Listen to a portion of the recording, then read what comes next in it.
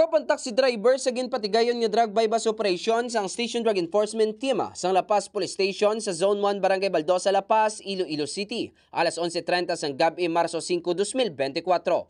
Ang arestado mo si Simplicio Celoterio Jr., 44 anyos sa residente sa nasambit nga lugar.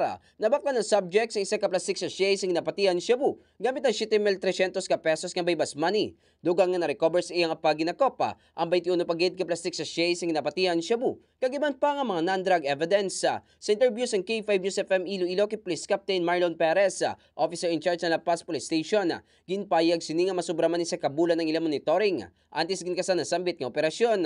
Alias Junjun, na-monitor natin ito last month pa. So, newly identified HBI siya. So, nakakapag binta siya ng more than 50 grams, no? Minsan, umabot ng 100 grams per week. So, ito nga, medyo natagalan tayo kasi nga ito ay taxi driver.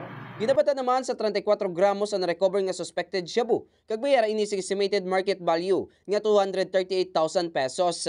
Balita nagikan sa distrito sang La Paz. Ako si K5 Eric Canizares para sa Kampiyon nga Balita, Serbisyo Publiko kag Kalingawan sa Iloilo. K5 News FM. This news is brought to you by. Do you feel tired all the time? Do you have frequent infections? Do you have always cold? It's a sign of low immune system. Boost your immune system with Clinica D3 Bio. Antibacterial, natural antioxidant, immune system booster. Clinica D3 Bio has vitamin D3, lauric acid, and monolurine to fight against all viruses. Try Clinica Vitamin D3 with Coccus nocifera.